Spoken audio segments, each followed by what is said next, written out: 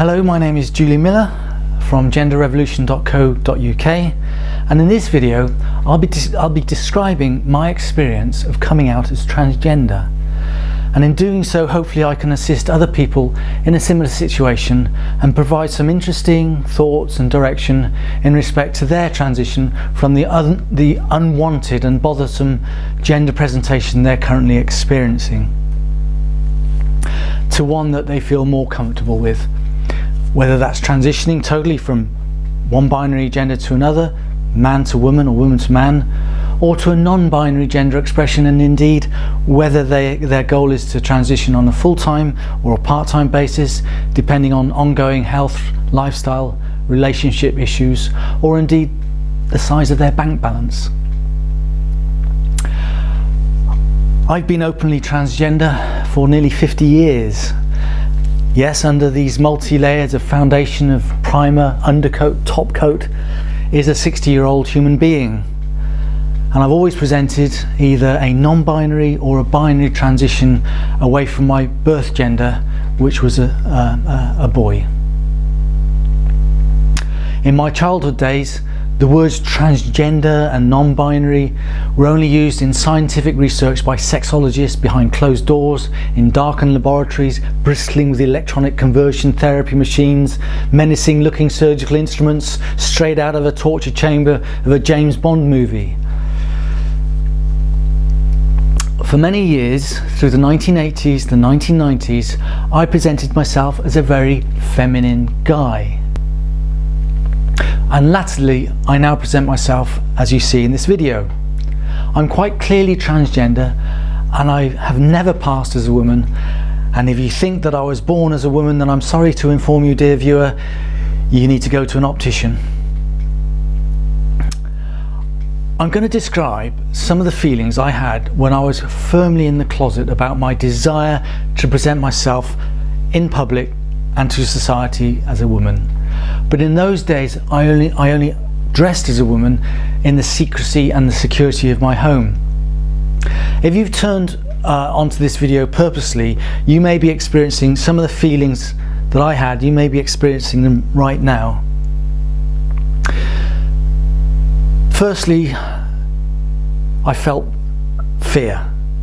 Fear of being caught, fear of rejection, fear of physical or psychological bullying, and the resulting impact on my relationship, on my job, and indeed my physical well-being. In the 1970s, I lived near Oxford, and I used to see a transgender person who managed a late evening fast food takeaway. I can't remember if it was fish and chips or kebabs, but she didn't pass as a woman, but dressed in clothes associated with a woman, and her favourite accessory was a beautiful silk pink scarf. But she had the physical and mental scars of being repeatedly physically beaten up and mentally abused by the drunken revellers that passed by on a Saturday evening. They nicknamed her Joyce the Puff. So I had good reason to be afraid about revealing my true desire to dress in the same feminine manner. The second feeling I had was disgust. I felt deep disgust in myself for wanting to wear a dress as a teenage boy, because in the 1970s culture, the wearing of a dress by a feminine man, feminine attire by a man, was frowned upon, and many regarded it as a perversion, a sexual fetish, or indeed a mental illness, and therefore something to be acutely ashamed of. My experience of the 21st century is that people are relatively more educated and understanding of people who are different, whether through their gender presentation or indeed their racial or cultural background. And so any feelings of disgust I felt then, they've now evaporated. And incidentally, in regard to sexual perversion, it is now fully accepted by our medical and scientific professions that boys as young as 4 years old can experience gender dysphoria and a desire to wear dresses and skirts. And a 4-year-old boy certainly doesn't have these feelings for sexual reasons.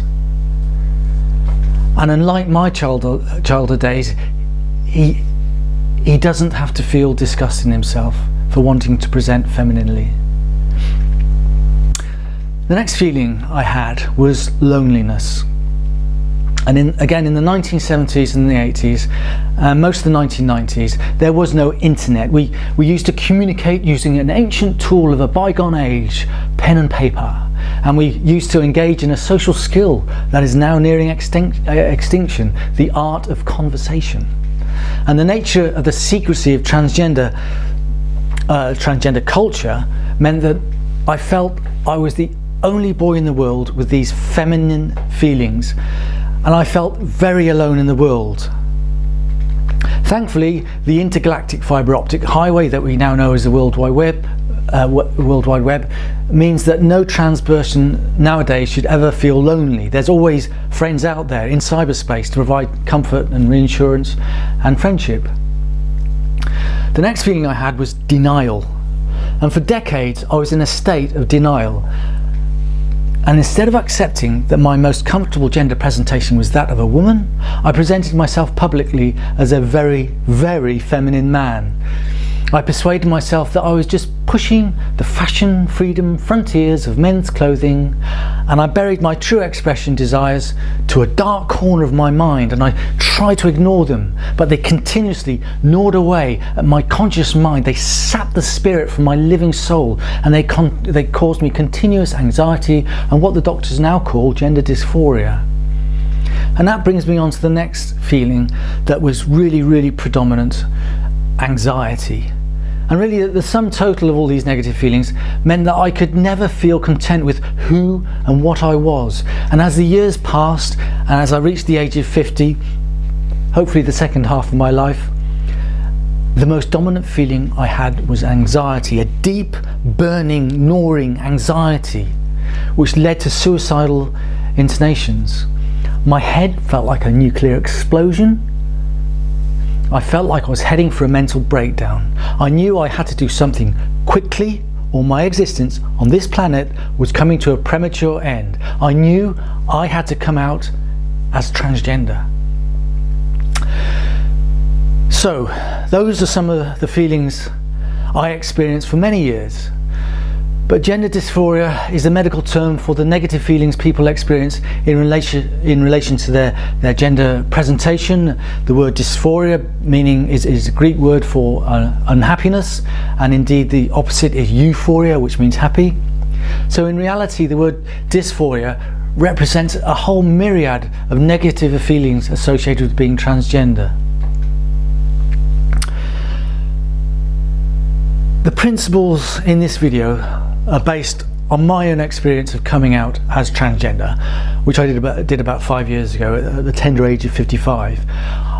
I only call them principles to increase the amount of hits I get on this YouTube channel for this video. But in reality, they're just my thoughts and my experiences. They worked for me, but they may or may not work for everyone. But hopefully they will give people food for thought to customize their own transgender journey to accommodate their own needs and their own emotions. They help minimize the pain and trauma of my coming out, ensuring I maintained a good quality of life and the love and respect of all those I care about. And I hope that other people will find them interesting and in some way assist with their own gender identity issues. So, principle 1, and as I said, this really did affect how I came out as transgender, and that was I was very careful about how I used that word, the word transgender, the T word. When I first started wearing dresses as a young boy, the only 2 words that described me were either transvestite or transsexual, the former being someone who wore women's clothes for social and sometimes sexual reasons, and the latter describing someone who transitioned fully, including surgical interventions. But I didn't relate to either of these 2 descriptions. And then thankfully, latterly in the early 21st century, the word transgender came into common usage and is contemporarily used as an umbrella term to cover a multitude of different gender identities and presentations. And it's a word that I can now relate to, because somewhere underneath this umbrella describes my gender identity, which I describe as non-binary, gender fluid.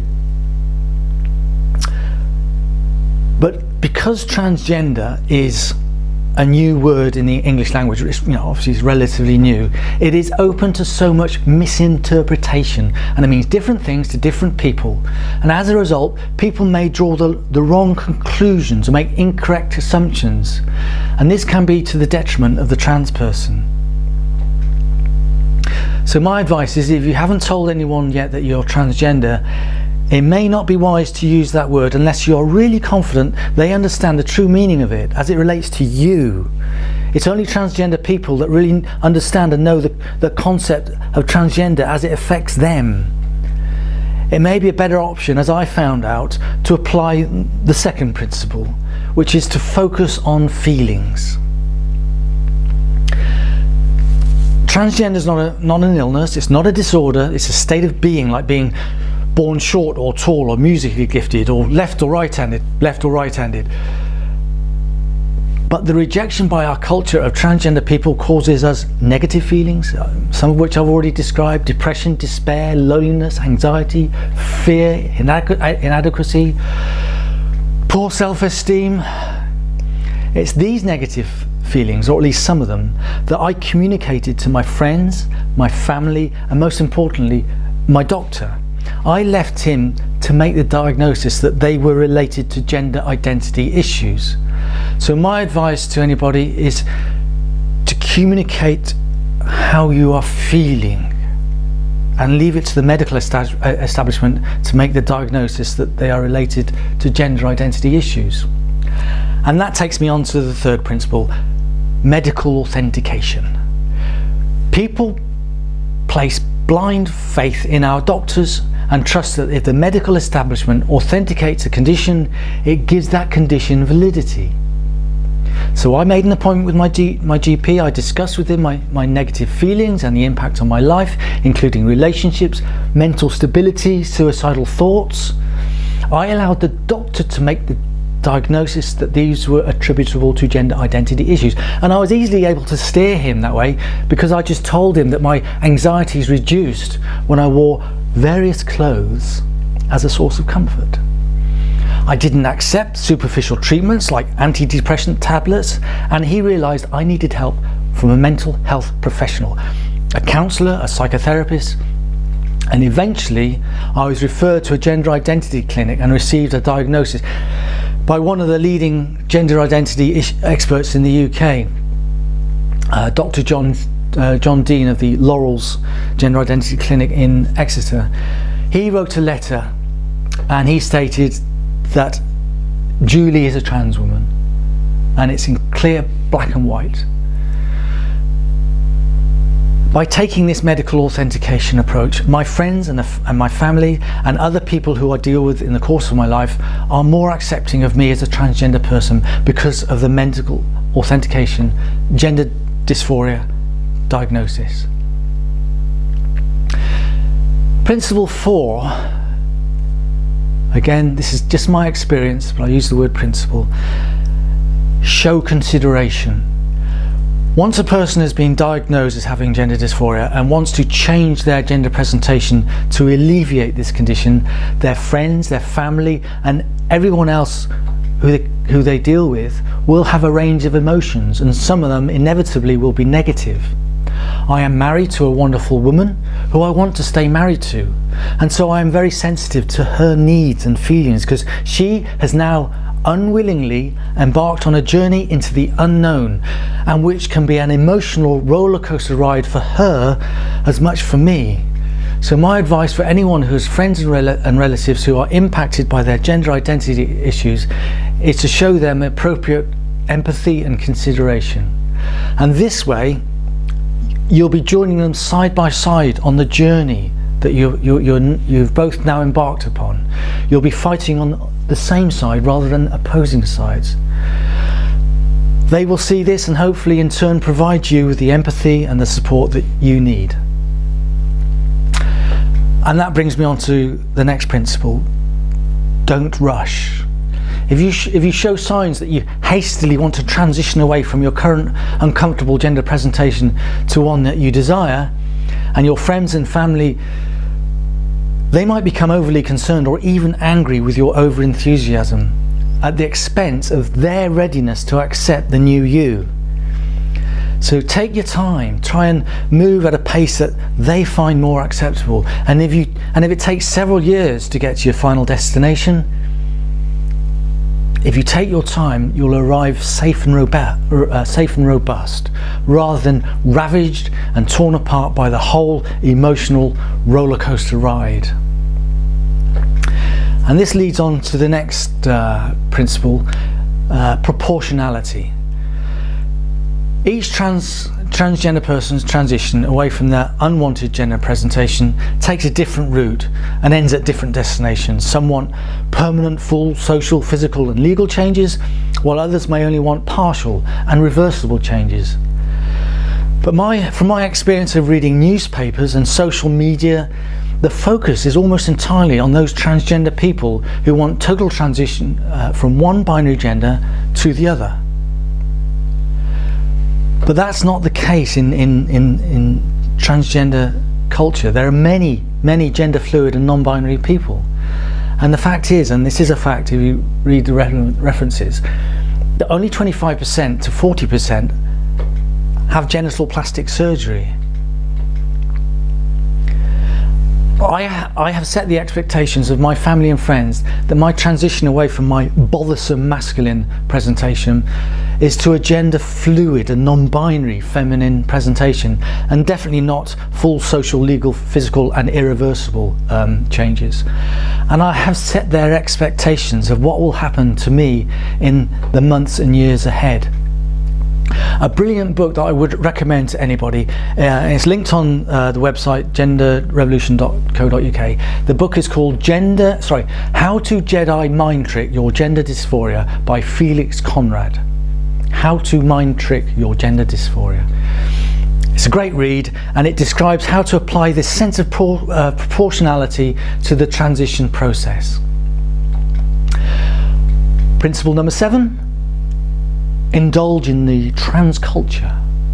As I said earlier, one of the most powerful emotions I had as a non-binary feminine man was loneliness. I used to call those years my cultural wilderness, and I knew that if I presented myself as a woman, the transgender community around me would be a friendlier environment. I remember going to a local transgender club in the New Forest near where I live. I was dressed as a feminine man, so I was wearing a skirt, but the rest of me looked like a man. But I didn't feel welcomed by the trans women, because that's the nature of clubs. But now I go looking as much like a woman as I can get away with, and I'm more accepted in the club.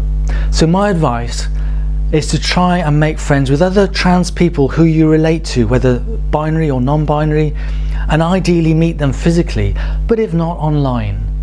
All trans people, or at least all the ones that I have met and that I socialise with, by their nature, they are loving, supportive and caring people. And I really believe it goes with the transgender way of life. You will find they provide the comfort and care you need during your transition. They'll give you strength through the bad times and the determination to reach your gender presentation goals. And inevitably, they will meet your non-trans friends and family, who will in turn see that the transgender subculture is full of wonderful, loving people. Principle number 8. You don't need to pass. This mythical word, to pass. For any trans person, especially trans feminine, male to female, unless you have been very lucky at birth, there may be many aspects of your physical presentation that will be difficult or impossible or impossibly expensive to change. For example, if you're 6'6" tall, you've got large hands and size 13 shoes, it doesn't matter how much hormone treatment and plastic surgery you have, you will still not pass easily as a woman. Historically, of course, many trans people were desperate to pass in their acquired gender to avoid the inevitable stigma, the abuse, the victimization and the harassment. But in today's Western society, relatively speaking, everybody is much more accepting and accommodating of people who look different, and that obviously applies to race and religious differences as well as gender. So my advice is to don't beat yourself up and allow that horrible gender dysphoria to continue. accept and love yourself as you are. Again, How to Jedi Mind Trick Your Gender Dysphoria is a wonderful book, definitely a good read. And if you do respect yourself, it's more likely that everyone else will respect you. Principle number 9, add extra value. Now, as I said, these things are relative, and relatively speaking, to the 21st century, and including its laws like the Equality Act 2010 and our Western culture, it's more accepting of people who look different, certainly much more than the 1970s, the 80s, the 90s. But in our society, there continue to be many people whose views on trans people are negative. They regard us as people who willfully disobey the unwritten sociological rules and regulations of the contemporary binary gendered culture. And every day we can read of trans people who suffer inequalities, whether through victimization and bullying at work, or being ostracized and ridiculed at home and in the street, or indeed being physically abused and even murdered. One option a trans person has to counterbalance this negativity is to do something overtly positive whilst presenting in the gender that is most comfortable to them. Something that makes them morally superior to their accusative non-transgender people. This can be interpreted as adding extra value to the community. For example, doing unpaid community work, volunteering to help with extracurricular activities at work, or as I do, I work for a charity. Or it could be as simple as being a charming and cheerful person to meet in the pub or the cafe, whether when you are presenting in your most comfortable gender, or wearing clothes, makeup, accessories that are overtly aesthetically pleasing to other people rather than a more run-of-the-mill appearance. I add extra value by working, as I said, voluntarily for a charity, but I only do so presenting as a trans woman, not a feminine man. I treat my body as a blank canvas, and I try to make it as aesthetically pleasing to the average passerby by wearing colourful and coordinated clothes, and I always wear a smile. And finally, principle number 10, be proud. Transgender is not an illness, it's not a disorder, it is a state of being. It's just like being musically gifted, athletically gifted, academically gifted. It's in my DNA, it's in my soul, it's who I am. I am proud of who I see in the mirror. It is my right to present my gender as I feel most comfortable. And my advice to you is to exercise your rights by walking the walk. Take a stroll down the high street. Present yourself to the world as your true self in the gender presentation that makes you happy. You are majestic. Hold your head high and look people in the eye and smile. They may think it's their high street, but it's not. You own it. So those are some of my experiences, which I've used the word principle to describe. They may work for some people, they may not work for others, but hopefully they have given some food for thought for those people watching this video who are struggling with their gender identity issues. My name is Julia Miller. Thank you for watching this video.